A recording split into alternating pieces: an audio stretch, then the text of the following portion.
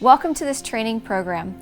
I'm Tina Ramirez, the founder and president of Hardwired Global, and we train leaders all around the world to defend the fundamental human right to freedom of thought, conscience, religion, or belief.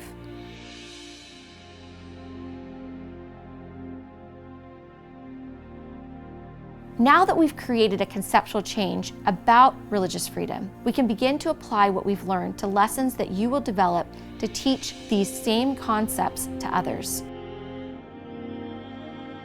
Now, for the first step, you have to identify who your audience is. What age will you be teaching? What subject? Where will your lesson fit into your curriculum? What are the issues that your students are facing in their lives, both inside and outside of the classroom, that affect their perception of others? This is like the tree of intolerance that we identified at the beginning. And what misconceptions do you know that they already have about others that you want to address? Next, you need to identify your goal. What are the key misconceptions your students have about religious freedom? Some of the things that we often hear are that religions have rights and must be protected from criticism. Another misconception is that religious freedom is a right determined by the governments, or that religion is a private matter and requires no public protection. Often we hear that religion imposes morality on others and threatens a secular or democratic society. And still at times we hear that individuals are born into their religion and cannot change their religious identity or their beliefs. Another misconception is that individuals do not have a right to hold different beliefs within their religious community. And there is no right to teach others about your religion or convince them of the truth of your religious beliefs. Some misconceptions occur when people believe that every religion must be true, or that governments can control or restrict what people say or believe. Another misconception is that the majority religion has the right to enforce their religious rules on everyone, or that there is no right to criticize religion. There are no limits on how people may practice their religion. It is okay to be violent toward others if it is based on religious beliefs. Individuals must give up their citizenship if they leave their religion. Religious expression is no different than other forms of expression, like politics, and should not receive special protection. Religious freedom is a Western concept and doesn't apply to my culture. Religion can be practiced anywhere, so there's no right to a geographic site or holy place to travel to fulfill your religious obligations. What are the key concepts that we need to understand to address those misconceptions? There are a few specific ones. First, human dignity. Human dignity is the most fundamental concept that we need to understand. Second, non-discrimination. Non-discrimination is similar because everyone requires equal protection under the law based on their human dignity. Third, conscience. The spiritual dimension of human life is provided special protection because it's where ideas, beliefs, and convictions about religious truth, morality, and life after death are explored. It's where they shape how we live. Individuals within a religious community define the scope of their beliefs. Next, changeability. Every person is born with a conscience, free to explore eternal truths and change their beliefs as they grow. So religion or belief is changeable. It's not an immutable characteristic like race or gender, and individuals can choose not to have a religion or belief as well.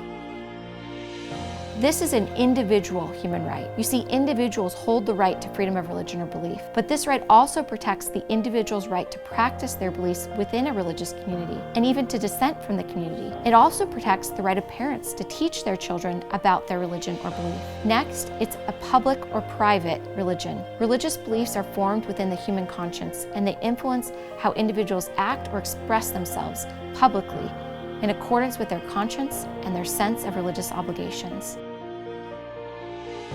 Expression. Individuals have a right to practice their religion in various ways, including those most common among all religions, in order to fulfill their religious obligations of worship by acting in accordance with their conscience and beliefs. This includes the right to share your beliefs with others.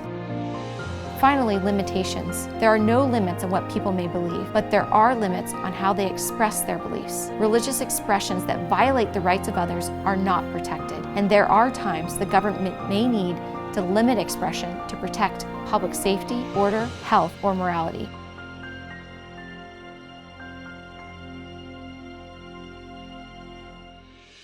Now, step 3. We need to create a framework for your lessons. This begins with analogies. In the activity that we presented of the fruit, we used an analogy. Analogies make complex ideas simple. They appeal to something we already know, our prior frame of reference, and they connect it with a complex or sensitive subject.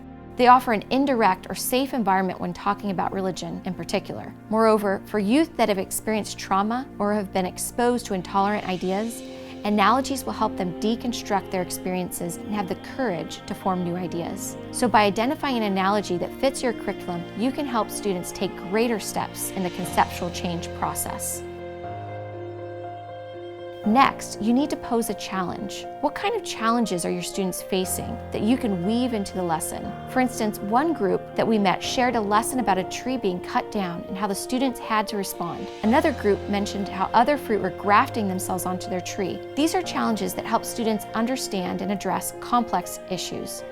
In the fruit example, students learned what it was like to be a minority, to be displaced from their home, or to become a refugee. The challenges that you pose in your lesson will help the students experience cognitive dissonance, or a tension between what they believe and the new information. This tension is critical for the mental friction that creates ideological movement or changes in belief to occur.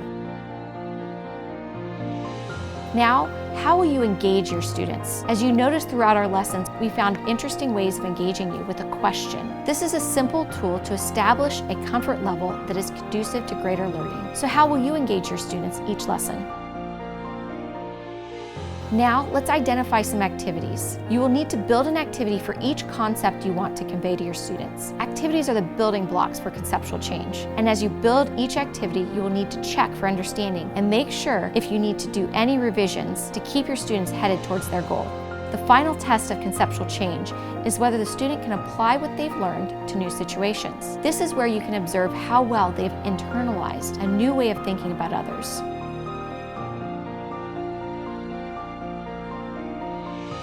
Now, we need to check for understanding. Throughout the lessons, we were constantly checking for understanding and making adjustments as necessary. You see, trainers are observers.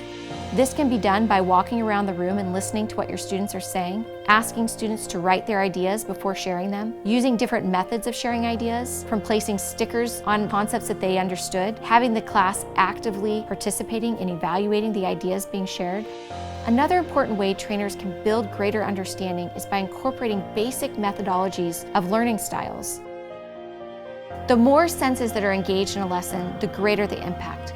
Touch, taste, sight, smell, and noise.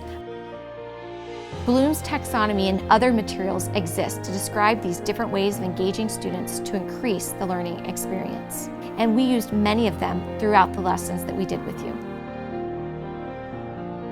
Throughout the lessons, we had teachers write their definition of religious freedom on a note card.